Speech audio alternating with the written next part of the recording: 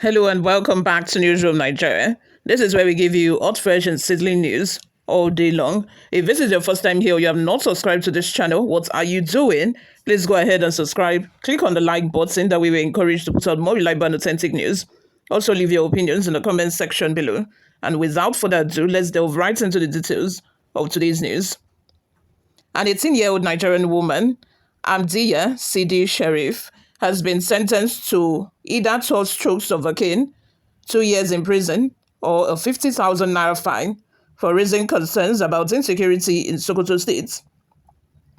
The case, which has sparked widespread attention on X, formerly known as Twitter, revolves around an incident in November 2024 when Sharif was arrested after posting videos online highlighting the growing insecurity in her area. In her videos, Sharif described the devastating effects of bandit attacks on local communities where residents were displaced and vulnerable women were subjected to sexual violence. Before being released, Sharif was accused by authorities of inciting unrest and using offensive language against Governor Ahmed Aliyu in a TikTok video.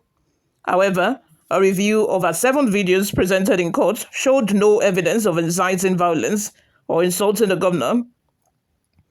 The transcript, translated from her native language, indicated that she was simply expressing her frustration about the situation in Sokoto without any intention of causing harm. In a disturbing turn of events, Sharif was allegedly abducted by armed men while attempting to retrieve her phone. She was reportedly beaten and thrown from a moving tricycle, sustaining serious injuries. Following this, she was detained and charged in both Sharia and magistrate courts. Her case has attracted significant international attention, with Amnesty International strongly condemning the threats faced by Sharif and her lawyer, Abba Ikima, during the trial. Amnesty described the harassment as an abuse of power meant to silence critics and urged the Nigerian authorities to focus on addressing the escalating insecurity in Sokoto, where frequent kidnappings, killings, and destruction of villages have made life perilous for residents. The organization emphasized that rather than punishing individuals who speak out, the government should focus on tackling the rampant violence and lawlessness in the region. It's so sad that we are not in the military regime, but yet people are being treated as if they do not have any freedom of speech, they have no freedom of movement, they have no rights to even criticize the government. It's really so sad that I prefer even, I always say that. I do not like when people say that, they prefer military regime. But at this point, if we are going to be acting like we're in the military regime, why let the military just take over already? Because if we are going to be experiencing what people experience during the military regime where they don't have any rights, no freedom of expression, they cannot even criticize the government, why don't we just, do it and have a military head of state instead? Let's do it the military way. You get? Because I don't understand. These are the residents who are experiencing the insecurity issues. They are the ones that are going through these issues. The governor of the state is not experiencing it in any way. Neither is his family, experiencing anything that this young lady of 18 years talked about. I'm very sure that she has neighbors, family members who have gone through, a very terrifying ordeal in the hands of bandits. And she has experienced the insecurity issues personally for her to have, come online to speak about it. And the only thing that the government of the state can do is to, charge her to court for what? For expressing her mind? Now, wow, this country that we are in currently is something else. It's something else. Despite the challenges we are facing, despite the insecurity issues, despite the hardship, you cannot come out to criticize the government because you can get arrested. Because that is exactly what happened to this 18-year-old. Anyway, moving on. As a court hearing in February 2025, the police prosecutor submitted translated versions of Sharif's video as well as flash drive containing evidence. However, it was revealed during cross-examination that Sharif's statement had been taken without legal counsel present, raising concerns about the fairness of the proceedings. Despite this, the court upheld her bail conditions while awaiting sentencing. The case has sparked a range of reactions on social media, with many criticizing the government's response to Sharif's activism.